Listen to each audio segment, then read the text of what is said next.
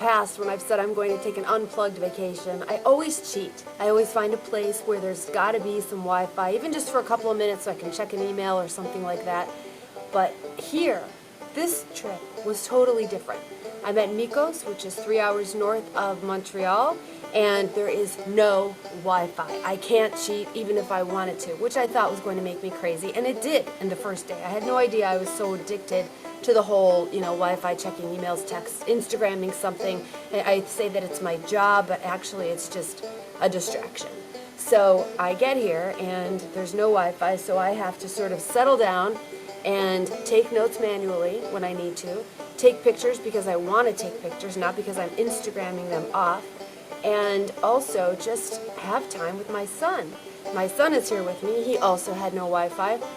He didn't complain about it, but we just spent a lot more FaceTime together as opposed to just, texting a little bit, talking a little bit, texting a little bit, or whatever we do, and talking.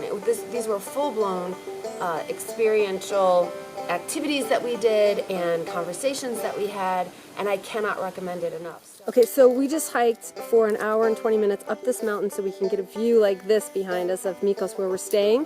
Would you recommend doing this by yourself, or do you think a guide is better?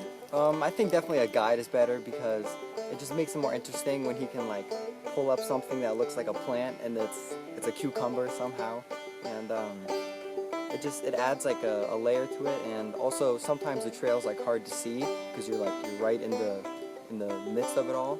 So a guide is good to make sure you stay on the right path. Is this something you think your friends would like? Yeah. Why?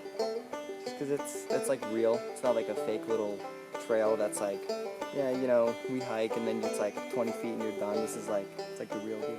So Mekoos, beautiful place, beautiful setting. We stayed in a gorgeous cabin overlooking the lake. The kayaking is included, the canoeing is included. We did all of that. We went fishing with a guide. We ate the fish that we caught on the shore. That was incredible. And there's still more to do that we didn't get to. We didn't get to ATV ride, which I think would be fun the next time. We got to do a bear observation, so we were up above and watching bears, eat their food and that kind of thing.